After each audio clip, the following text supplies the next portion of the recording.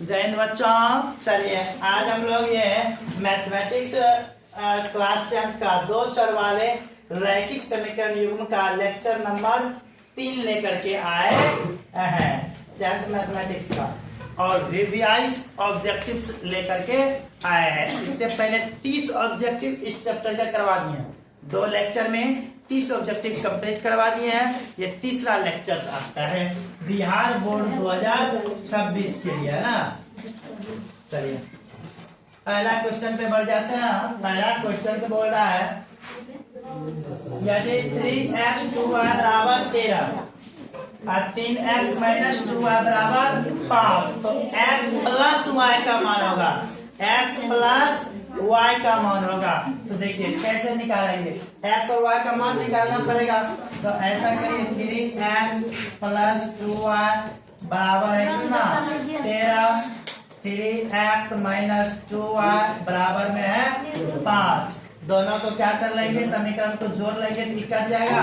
ये हो जाएगा 6x बराबर 18, तो x बराबर हो गए 3 और x का मान 3, तो आप यहाँ पे 3 रख लीजिए। 3 किया 9 उधर जाएगा तो 13 में से 9 घटेगा, कितना बचेगा 4 और ये 2 से उधर बाहर लग जाएगा तो आपका आ गया 2। क्योंकि ऑब्जेक्टिव बनाना है इसलिए शॉर्ट, ये विलोपन विधि से है।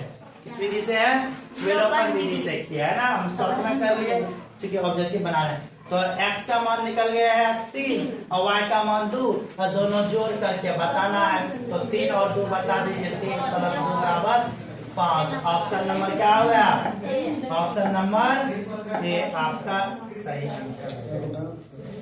कोई दिक्कत है ना, समझ गए? नहीं समझे तो फिर से एक बार पाँच एक करके ध्यान से देख लीजिए। अगला क्वेश्चन बोल रहा है समीकरण युग्म x 2y plus 5 equal 0 minus 3x minus 6y plus 15 बराबर 0 के हल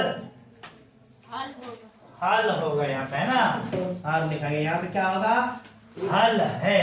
तो इसका हल क्या है, एक अद्वितीय हल है, पूर्णतया 2 हल है, अनंत हल है, कोई हल नहीं। तो इसमें से क्या होगा, तो चलिए इसका कंडीशन लगाते हैं। तो इसमें क्या करेंगे, a1 बटे a2, देखिए इसको बड़ा कर लेते हैं ताकि आपको पता चले। a1 बटे a2, a1 का मान आपका 1 हो गया क्योंकि x के गुणांक को a1 कहते हैं। अब दूसरे समीकरण में x के गुणांक को a2 बोलते हैं, तो हो गया -3 तो हो जाएगा कितना 1 बटे -3। अगला b1 बटे b2, b1 बटे b2 2 बटे कितना हो गया -6, योग कट के हो जाएंगे कितना माइनस में 1 बटे 3। c1 बटे c2 निकालिए, c1 बटे c2 5 बटे कितना आ जाएगा 15, 5 दिया 15, 1 बटे 3। आप देखिएगा इसमें तो एक चीज है कि इस दोनों का -1 बटे 3 -1 बटे 3 आया, लेकिन इसका क्या आ रहा है, प्लस में आ रहा है।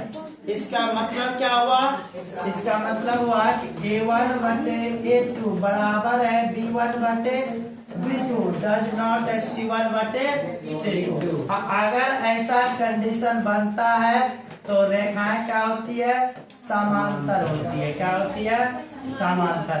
अगर रेखाएं समांतर हो गई तो कोई हल नहीं होगा, तो कोई हल नहीं। ऑप्शन नंबर क्या हो जाएगा, इसका डी हो जाएगा। ऑप्शन नंबर क्या हो जाएगा, डी हो जाएगा। बोलिए किसी को कोई आपत्ति नहीं ना। अगले क्वेश्चन पे समीकरण युग्म x माइनस 3y बराबर 3 है, 3x माइनस 9y बराबर 2 है। तो के हल होंगे और द्वितीय हल होंगे, पूर्णतया 2 हल, अनंत हल, कोई हल नहीं। चलिए इसको बना लेते हैं। तो a1 बटे a2 क्या हो जाएगा, a1 x के गुणांक को बोलते हैं, 1 बटे a2 का मान 3 हो गए, 1 बटे 3। अगला b1 बटे b2 -3 है, ये आ रही है -9। तो ये भी हो गए 1/3 माइनस माइनस भी खत्म। तो C1 बटे C2, C1 का मान 3 और C2 का मान 2, 3/2। देख लीजिए इसमें भी सेम पिछला वाला जो कंडीशन आया था वही कंडीशन, 1/3 1/3 बराबर है, यानी A1/2 B1/2 और डज नॉट C1/2। तो इस स्थिति में क्या हो गया, अभी तुरंत बताएं, कोई हल नहीं, कोई आपत्ति नहीं। समीकरण योग में 2x + y बराबर 6 है और 4x - 2y बराबर 4 है ना। इसका क्या होगा, तो देख लीजिए A1 बटे A2 करिए, 2 बटे क्या हो जाएगा 2/4, अब मैं 1 बटे -2, D1 बटे D2 क्या हो जाएगा 1 बटे -2, ये भी कटेगा ना 1/2, यही पहला वाला ही बराबर नहीं हुआ। C1 बटे C2 भी कर लीजिए, ये भी बराबर नहीं, 6/4 आएंगे, ये भी बराबर नहीं, तो एक भी बराबर नहीं हुआ। इसका कंडीशन क्या बन रहा है, A1 बटे A2 डज नॉट B1 बटे B2 डज नॉट C1 बटे C2। अगर ऐसा कंडीशन बनता है तो इस स्थिति में क्या होता है, प्रतिच्छेद करती हुई रेखाएं, दो रेखाएं होती है ना एक दूसरे को कट करती है, और एक बिंदु पे कट करती है तो हल कितने होंगे, एक होंगे। कितने हल होंगे, एक। क्या हो गया, एक हल है, क्या लिखा हुआ, कोई हल नहीं है, पहला ऑप्शन तो नहीं होंगे, ऑप्शन बी 2 को हल तो नहीं होंगे, 2 जगह पे कटेगा नहीं। और द्वितीय, हाँ, और द्वितीय का मतलब होता है केवल एक, और द्वितीय का अर्थ क्या होता है, केवल एक, तो अद्वितीय हल हो जाएंगे। ऑप्शन नंबर क्या होंगे, सी होंगे। ऑप्शन नंबर क्या हो जाएंगे, सी हो जाएंगे सही आंसर, है ना। अगला क्वेश्चन, समीकरण युग्म 2x - 5y + 4 बराबर 0 है, और 2x + y - 8। साइंटिस्ट सो गया, साइंटिस्ट देखो यार, इतना है तो असंगत है, इसका अद्वितीय हल है, इसके अनेक हल है, इनमें से कोई नहीं, तो इसका हो जाएगा, चेक कर लीजिए, A1 बटे A2 2/2 कट के 1/1, B1 बटे B2 -5/1 -5/1। देख लीजिए ये तो बराबर नहीं हुआ, C1 बटे C2 भी बराबर नहीं होंगे, तो तीनों, यानी ये भी पिछला कंडीशन बन गया वही, A1 बटे B2 डज नॉट B1 बटे B2 डज नॉट C1 बटे C2। ऐसा कंडीशन बनता है तो क्या होता है, केवल एक हल होता है, केवल एक हल को ही क्या कहते हैं, अद्वितीय बोलते हैं। तो ऑप्शन नंबर क्या हो जाएंगे, बी हो जाएंगे इसमें, है ना, केवल एक हल, है ना। असंगत नहीं होंगे, क्योंकि असंगत बोलते हैं जिसका हल होवे ना करे, है ना, यहाँ हल तो हो रहे हैं एक चो, है ना, इसलिए ऑप्शन वह समीकरण निकाय युग्म जिसका कोई हल ना हो कहलाता है, जिसका कोई हल नहीं हो, जिसका कोई हल नहीं हो, तो योग जिसका कोई हल नहीं हो। अगर कोई हल नहीं हुआ इसका मतलब है कि दोनों रेखाएं समांतर होंगे, कोई हल नहीं हो रहा है इसका मतलब दोनों रेखाएं जो खिंचाएगा, दो समीकरण के दो रेखाएं समांतर होंगे, तो इस स्थिति में असंगत होंगे। क्या होंगे रे, असंगत। तो ऑप्शन बोला है असंगत या विरोधी, संगत या अविरोधी, मिश्रित, आश्रित और संपाती। तो संपाती तो नहीं होंगे, है ना, आश्रित भी नहीं होंगे, संगत में ऑप्शन नंबर ए हो जाएंगे असंगत। ऑप्शन नंबर ए इसका सही आंसर होंगे असंगत, है ना। अगला क्वेश्चन बोल रहा है वह समीकरण योग में जिसका एक और केवल एक हल है, मतलब केवल क्या हो, एक हल। देखिए लिखा है ना, अद्वितीय। एक और केवल एक का अर्थ क्या होता है? अद्वितीय। तो क्या कहते हैं? तो जिसका एक हल हो जाएगा तो उसको संगत बोलेंगे। क्या बोलेंगे? संगत। देख लीजिए संगत यहाँ दिया है, अविरोधी या संगत। Option number B, option number B. कोई दिक्कत नहीं। अगला क्वेश्चन, वह समीकरण युग्म जिसका अनेक हल हो, अनेकों हल हो तो संगत होंगे। क्या होंगे? संगत। संगत। देखिए इसमें संगत नहीं लिखा है ना? तो अगर देखिएगा संगत नहीं लिखा हुआ है तो क्या हो सकता है? प्रतिच्छेदी नहीं होंगे। प्रतिच्छेदी होता है जिसका केवल एक हल हो। चूंकि अनेक हल है तो अनेक हल की स्थिति में क्या होंगे? रेखा के ऊपर ही रेखा होंगे। और रेखा के ऊपर रेखा होंगे तो रेखा क्या हो गए? समपाती। क्या हो गए? समपाती। समपाती ऑप्शन बी में देके रखा है, तो ऑप्शन नंबर बी हो जाएगा सही आंसर। कोई दिक्कत है ना? अगला,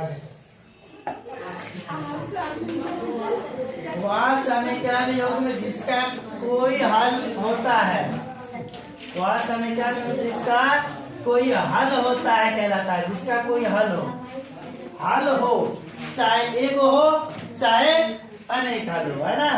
प्रतिच्छेदी, संपाती, संगत या अविरोधी, असंगत, विरोधी। तो जिसका कोई हल हो, तो हल हो गया तो प्रतिच्छेदी भी हो सकता है, संपाती भी हो सकता है ना? ऑप्शन नंबर सी आप सही आंसर मार सकते हैं, संगत, है ना? संगत में कोई भी हल हो, चाहे एक हो या फिर एक से अधिक हो, दोनों स्थिति में हो जाएंगे, है ना? तो संगत होना। अगला बोल रहा है विरोधी। विरोधी असंगत समीकरण युग्म के हलों की संख्या होगी। विरोधी असंगत युग्म, क्या बोल दिया? असंगत। असंगत का मतलब क्या हुआ? कि हल एकोगो नहीं होगा। हल एकोगो नहीं होगा तो हलों की संख्या जीरो। जब हल होवे नहीं करेगा तो क्या हो गया? हल की संख्या जीरो। ऑप्शन नंबर सी हो जाएंगे। ऑप्शन नंबर क्या होंगे? सी हो जाएंगे, है ना? सी ए के बाद बी होना चाहिए, यहाँ से भी आवा, कोई दिक्कत की बात नहीं। जीरो जीरो आंसर होंगे। आप ये ध्यान रखिए, ए बी सी आपका चेंज हो सकता है। अविरोधी संगत। संगत कहने का मतलब है हल होगा। संगत का मतलब क्या हुआ? हल होगा। समीकरण युग्म के हलों की संख्या है। क्या बोल रहा है? हलों की संख्या है। तो संगत युग्म में हल केवल एक हल, अनंत हल, केवल दो, ए भी दिनों। हाँ देखिए कितना इंटरेस्टिंग क्वेश्चन। संगत बोला है, संगत का मतलब क्या होता है? हल होना चाहिए। संगत का मतलब हल होना चाहिए। वह दोनों रेखाएं जो है ना, या तो समपाती हो सकता है या एक दूसरे को काट सकता है, इसी स्थिति में हल होता है ना? तीन ही कंडीशन हो सकता है ना? दो रेखाएं को किसी तल पे रखिए, तीन कंडीशन बन सकती है। या तो वह दोनों रेखाओं को बनाने पे एक दूसरे को काट सकता है, या तो नहीं काट सकता है जिसको समांतर बोलते हैं, या तो समपाती हो सकता है, रेखा के ऊपर रेखा। तीन ही कंडीशन हो सकता है। दो कंडीशन में हल हो जाते हैं, एक कंडीशन समांतर में हल नहीं होते हैं। तो दो कंडीशन में हल हो जाता है, संगत होते हैं। दो कंडीशन केवल एक हल हो सकता है, अनंत हल हो सकते हैं। ऑप्शन नंबर डी आएगी। ऑप्शन नंबर डी होंगे सही आंसर। आपका एक भी हो सकता है, अनेक भी हो सकते हैं, है ना? दो चरों वाले एक रैखिक समीकरण के हलों की संख्या कितनी होगी? दो चर वाले रैखिक समीकरण है, तो दो चर है, रैखिक समीकरण है, तो इसमें अनेकों हल होंगे, है ना? आप किसी भी दो चर वाले रैखिक समीकरण को लीजिए, सामान्य रूप मान लीजिए कि ए एक्स बी वाई प्लस सी बराबर क्या होता है? जीरो होता है। दो चर वाले रैखिक समीकरण का सामान्य रूप। आप इसको ऐसा कीजिए, किसी एक चर को एक साइड रखिए, बाकी सबको दूसरे साइड भेज दीजिए। जैसे बी वाई को रोक लीजिए, इधर प्लस सी, इधर आया माइनस में सी, इधर प्लस में ए एक्स, इधर आया माइनस में ए एक्स। y बराबर क्या हो जाएगा माइनस सी और माइनस ए एक्स बचे में आ जाएंगे बी। आप क्या कीजिए x का मान पुट करते चलिए, आपका y का मान निकलते जाएगा। जितना x का मान रखिएगा उतना y का मान निकलेगा। अनेकों हल होंगे, तो अनेकों हल परिमित होंगे। परिमित मतलब होता है निश्चित, अपरिमित अनिश्चित, निश्चित ही नहीं तो अपरिमित हो जाएंगे। क्या हो जाएंगे अपरिमित अनिश्चित ना ना निश्चित नहीं। ऑप्शन नंबर क्या होंगे डी अपरिमित ना। परिमित मतलब क्या निश्चित, निश्चित एक तो दो जरूरी नहीं है, अनेकों हल होंगे। एक चर वाले एक रैखिक समीकरण के हलों की संख्या। एक चर वाले एक रैखिक समीकरण, एक के वो चर है, चर कितना है एक चर वाले एक रैखिक समीकरण के हलों की संख्या होगी। चर एक है तो हल भी एक के है ना, तो हल कितने होंगे एक होंगे, केवल एक positive. Option number A, option number क्या हो जाएंगे ए हो जाएंगे है ना। यदि किसी समीकरण युग्म का अद्वितीय, अद्वितीय मतलब केवल एक, तो समीकरण से संबंध रेखाएं होंगे जिसका एक के गो हल होंगे, तो समपाती नहीं, समपाती का याद कीजिए, सरेखा के ऊपर रेखा होंगे, समपाती में अनेकों हल हो जाते हैं है ना, तो ये नहीं होंगे। प्रतिच्छेदी, हाँ प्रतिच्छेदी एक के बिंदु पे काटेगा और जब एक की जगह पे काटेगा तो हल क्या को निकल के आएंगे एक को निकल के आएंगे, प्रतिच्छेदी हो जाएगा है ना। समांतर तो नहीं होंगे, समांतर में तो कट भी नहीं किया हल ही नहीं होगा, समांतर में एक को हल नहीं होगा। यदि किसी समीकरण युग्म का अपरिमित रूप से अनेक हल हो, समीकरण युग्म का अपरिमित रूप से अनेक हल, अब बताइए क्या गो हल एगो अनेकों हल, तो अनेकों हल हमें समीकरण से संबंधित रेखाएं होंगे, अनेक हल हो गए तो संपाती होंगे। अनेक हल क्या रेखा के ऊपर ही रेखा जाएंगे तो संपाती हो जाएंगे, क्या हो जाएंगे संपाती। Option number A, option number क्या हो जाएगा समपाली लिखा गया है, कोई बात नहीं, लॉ को तो बना लेना है ना, इतना को तो आप समझदार हैं। लॉ को क्या बनाना है तो बनाना है समपाली, ओके। यदि समीकरण युग्म का कोई हल ना हो, कोई हल नहीं हो मतलब एक को हल में निकलेगा, एक को नहीं हल होगा क्या होगा दोनों रेखाएं समांतर हो जाएंगे, तो कोई हल नहीं ना हो तो समीकरण का संबंध हो गया समपाती से प्रतिच्छेदी समांतर, क्या होगा ऑप्शन नंबर सी। ये सारा क्वेश्चन पूछा जाता है, बार बार पूछा जाता है ना।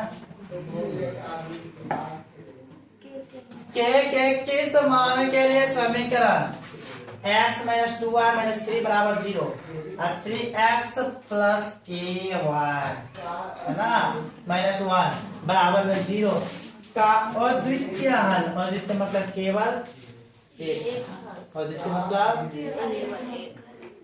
तो केवल एक हल का कंडीशन क्या होता है, केवल एक हल का कंडीशन होता है a1 बटे डज नॉट b1 बटे डज नॉट c1 बटे, यही हल है केवल एक हल का।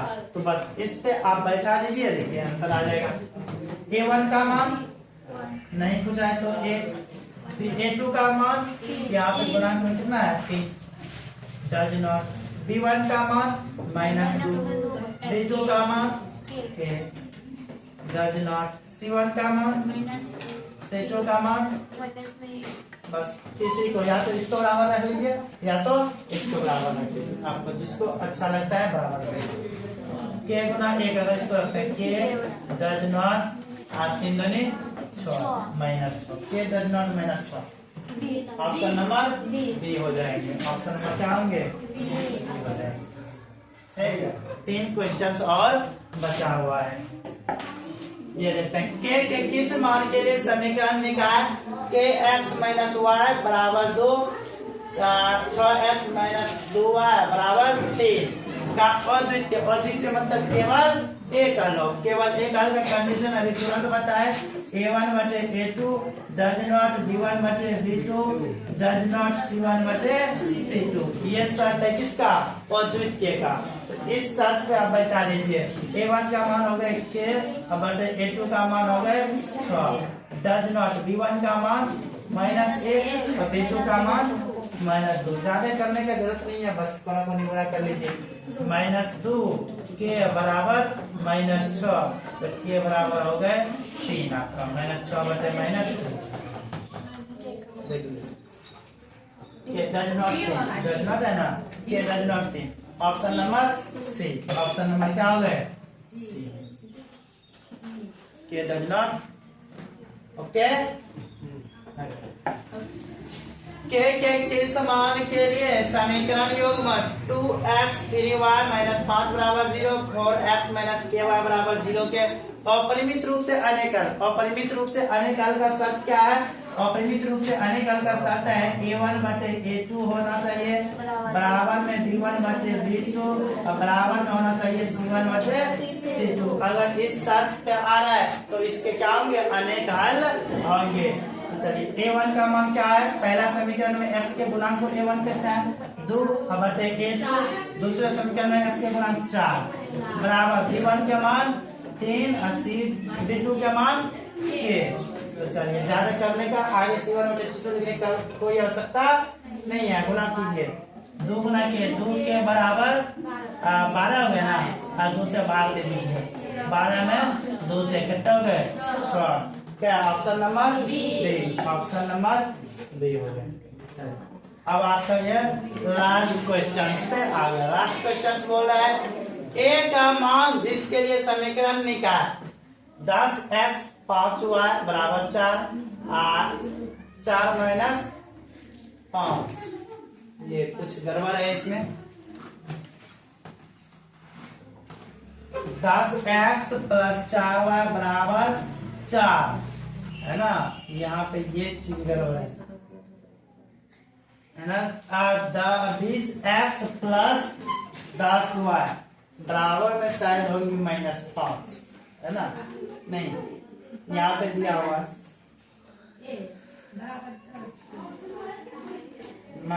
-a है बराबर में 10। इसके अनगिनत हल होंगे। देखिए क्वेश्चन में कुछ त्रुटि है। इस तरह के अगर कोई भी दो समीकरण दे के रखा हुआ है ना, तो अनगिनत हल होने का कंडीशन आपको बता दिए। A1 बटे A2 बराबर B1 बटे B2 बराबर C1 बटे C2। इस शर्त पे बैठाइए और इस शर्त पे जो आपका आंसर निकल के आएगा वो आप मिला लीजिएगा अपना आंसर से, है ना। A का मान निकालना है तो A का मान आप निकाल लीजिएगा इस शर्त के अनुसार। अनगिनत हल का जो शर्त है उस शर्त पे बैठाइएगा, आंसर निकल जाएगा, है ना। तो फिलहाल के लिए यह वीडियो देखने के लिए बहुत बहुत धन्यवाद।